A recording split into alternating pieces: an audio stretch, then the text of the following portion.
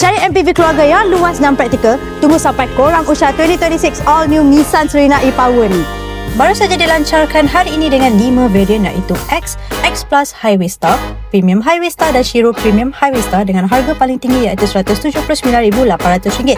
Ini antara ciri yang I rasa family friendly lah.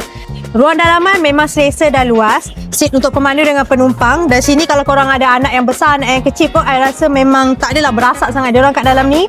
Dan kalau korang nak pasang kasut dekat sini pun tak ada masalah. Bagi saya masih lagi rasa luas. Selain itu, kita ada anak dengan barang penuh lagi. Dekat model ni dia ada feature power sliding door di mana kita layang kaki je dia akan buka. Tapi kena ada kunci lah. Dan disebabkan saya tak ada kunci, saya demo cara nak buka kedua iaitu just open macam biasa saja.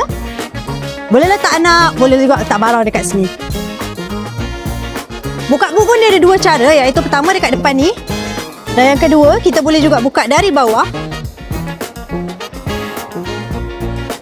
Keluasan boot ni dalam 218 liter dan juga ada additional storage dekat dalam ni. Jadi kalau kita letak barang, especially handbag, barang balik kampung, stroller semua, kalau masih lagi tak cukup, boleh lipat dua ni jadi 800 liter.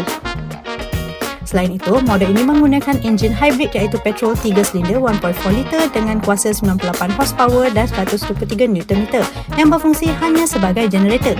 Kuasa disalurkan ke motor elektrik melalui bateri 1.77 kWh menghasilkan 163 horsepower dan 315 Nm secara keseluruhan. 2026 Nissan Serena e-Power juga lengkap dengan LED projector, headlights dengan auto leveling dan DRL napal leather hitam, panel instrumen digital 12.3 inci, skrin sentuh 12.3 dengan Apple CarPlay and Android Auto tanpa wire dan monitor bubuk 14 inci di belakang. Yang ini mengikut varian masing-masing lah. Dan kombinasi prestasi hybrid dan ruang dalaman yang agak luas, korang rasa 2026 all new Nissan Serena e-Power ni akan laku keras tak?